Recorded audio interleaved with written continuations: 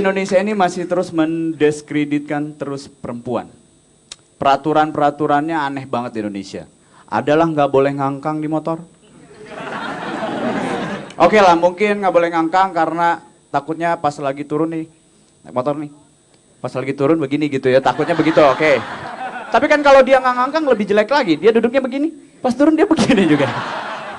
Terus aturannya yang aneh lagi apa ya? Tes keperawanan. Aneh banget. Ngetesnya gimana? Kalaupun ada saya daftar.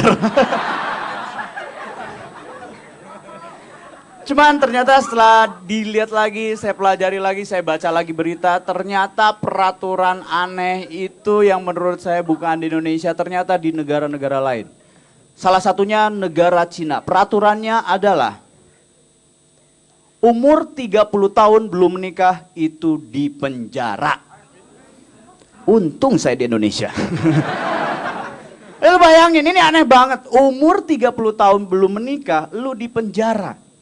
Yang biasanya nih kita sebelum ulang tahun jam 11, muka kita kok ekspresifnya tuh kayak gini kan. Sejam lagi nih.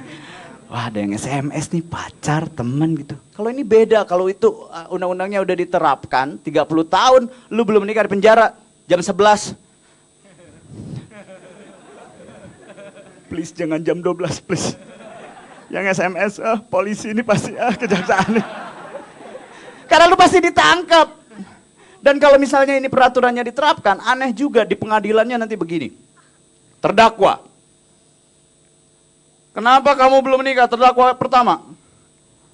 Karena saya miskin. Saya tidak punya biaya untuk menikah. Itu problem lo, masuk penjara. Terdakwa kedua.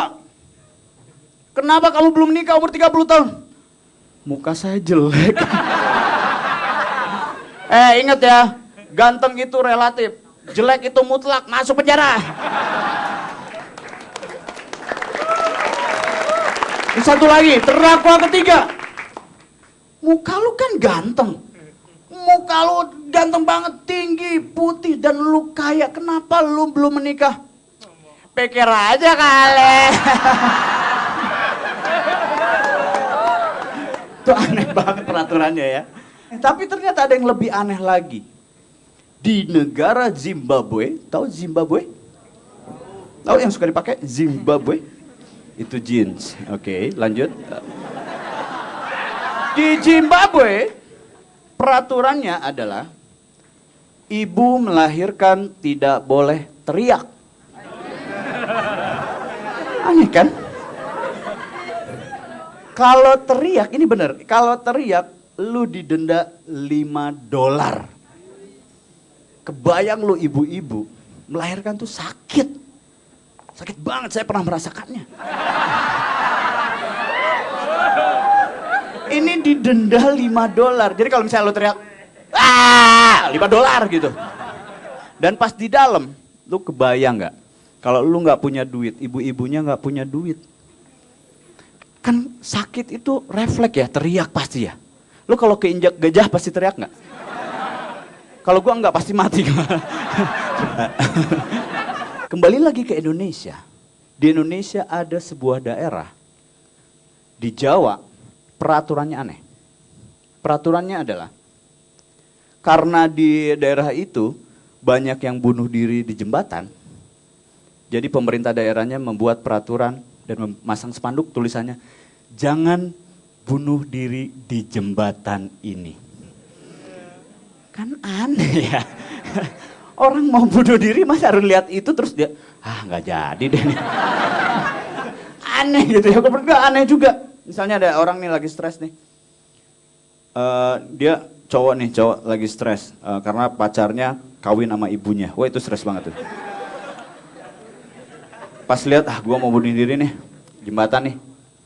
Tulisan apa nih? Dilarang bunuh diri di jembatan ini. Ya, bunuh diri di mana ya? Ya udah ada jalan, akhirnya dia nabrakin diri aja. Udah deh, gue nabrakin diri. Dang, tetap jatuh ke jembatan itu.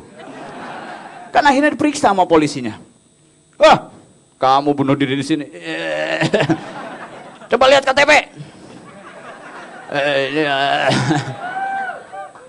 Oke, umurnya 30 tahun. Kamu orang mana? Hanya, oi salah malah. Oh, kamu orang Cina yang belum kawin. Kamu bunuh dirinya jauh amat di sini ya. Ternyata orang Cina yang tadi. Dan peraturan aneh lagi, sebenarnya peraturan-peraturan itu membuat saya bingung. Ya, pasti membuat bingung kan? Sekarang lu nggak boleh ngangkang. Kenapa? Bingung. Sekarang nggak boleh nikah umur 30 tahun. Nikah itu pilihan. Bingung. Terus juga lu melahirkan nggak boleh teriak. Bingung. Masa kalau melahirkan kita harus tersenyum?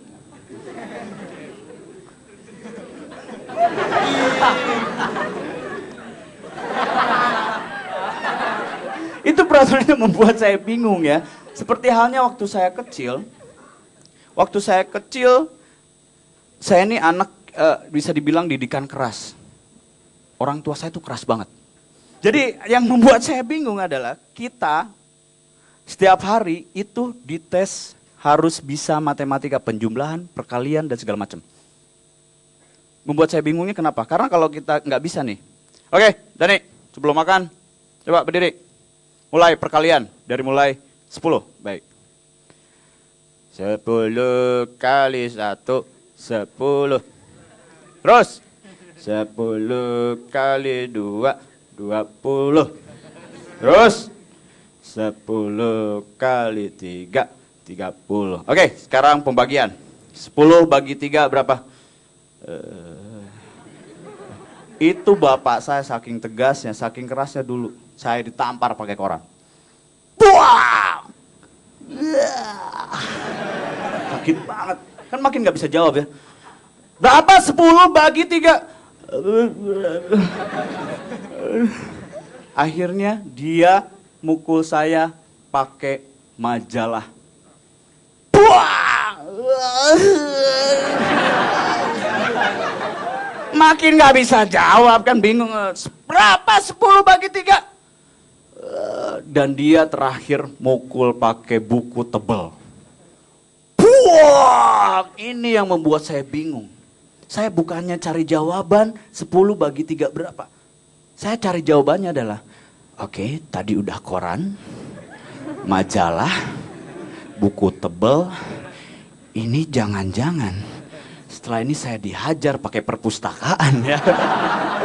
Terima kasih, saya Mike dari selamat malam. Setel mas, ada 3 setel mas. Foto lagi gendut, lagi ganteng, sama lagi blow on mas katanya.